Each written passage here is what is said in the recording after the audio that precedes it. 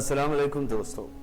कुरान एक ऐसी किताब है जिसमें साइंस के बारे में एकदम करेक्ट बातें लिखी हुई हैं।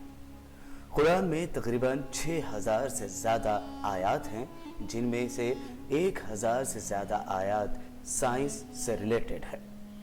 दोस्तों, आज के इस वीडियो में हम कुरान में लिखी हुई साइंटिफिक बातों के बारे में जानेंगे।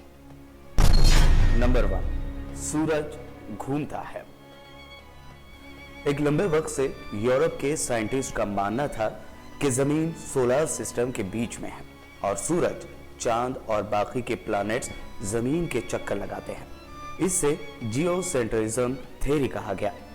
फिर 1512 ईस्वी में निकोलस कोपरनिकस ने बताया कि जमीन नहीं बल्कि सूरज सोलर सिस्टम के बीच में है और जमीन के साथ बाकी के प्लैनेट्स सूरज के चक्कर लगा रहे हैं।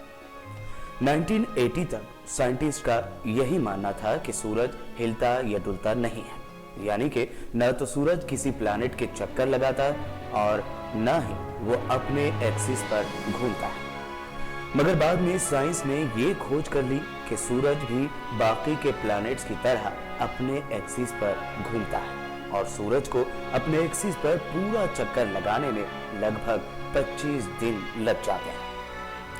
अब आपको ये बात सुनकर हैरानी होगी कि कुरान ने सूरज के बारे में ये बात 1400 साल पहले ही बता दी थी। कुरान में लिखा है, जिसका तर्जुमा है, और वही अल्लाह है जिसने रात और दिन को बनाया, सूरज और चांद को बनाया और सब एक एक फलक में तैर रहे हैं।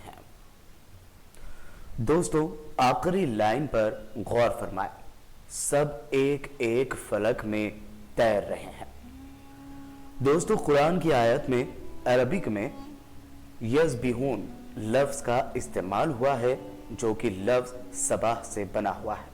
सबाह का मतलब होता है कोई ऐसी चीज जो अपने ही जगह पर धीरे धीरे घूम रही हो। सूरज के साथ यस्बिहून लफ्ज का आना यह बताता है कि सूरज भी अपने एक्सिस पर घूमता है। अब आप लोग ही सोचिए, लाखों करोड़ों किलोमीटर दूर की बात 1400 साल पहले कौन बता सकता है। नंबर 2, सूरज बुझ जाएगा। दोस्तों, सूरज की रोशनी एक केमिकल रिएक्शन का नतीजा है और यह रिएक्शन सूरज के सरफेस पर करोड़ों साल से जारी है। साइंटिस्ट का कहना है कि एक वक्त ऐसा आने वाला है जब ये केमिकल रिएक्शन बंद हो जाएंगी और सूरज पूरी तरह से बुझ जाएगा, जिस वजह से जमीन पर जिंदगी खत्म हो जाएगी। अब जरा कुरान की इस आयत पर गौर करिए, जिसका तर्जुमा है, और सूरज वो अपने ठिकाने की तरफ चला जा रहा है।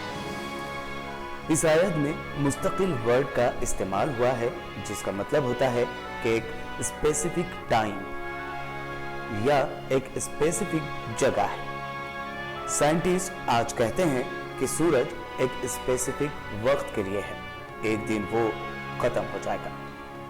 ये भी सोचिए, 1400 साल पहले कौन था जिसने सूरज के बारे में इतनी परफेक्ट बात कुरान में लिखी होगी। यकीनन वो मेरा और आपका रब अल्लाह ही है।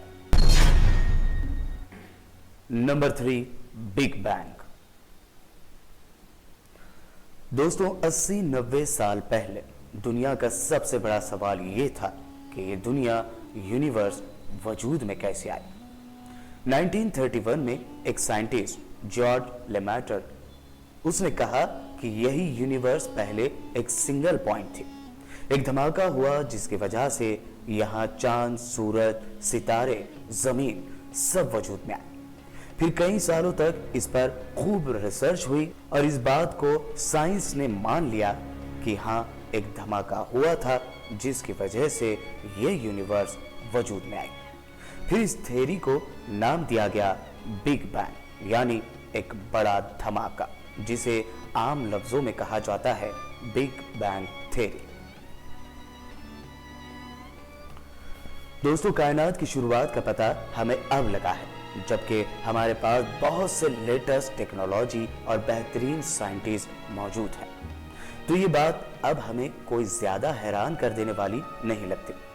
हैरान कर देने वाली बात यह है कि बिग बैंग के बारे में हमें 1400 साल पहले ही बता दिया गया था, जिस वक्त ना कोई लेटेस्ट टेक्नोलॉजी थी, ना कोई टेलीस्कोप और ना ही कोई साइंटिस्ट थे।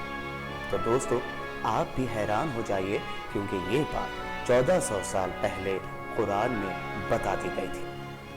कुरान में क्रिएशन ऑफ यूनिवर्स के बारे में सूरह अंबिया आयत 30 में लिखा है, जरा गौर से सुनिए। क्या वो लोग जिन्होंने इनकार कर दिया, वो लोग नहीं देखते हैं कि कायनात में जमीन और आसमान एक साथ ही जुड़े हुए थे, फिर हमने इसे फाड़ कर जुदा कर दिया।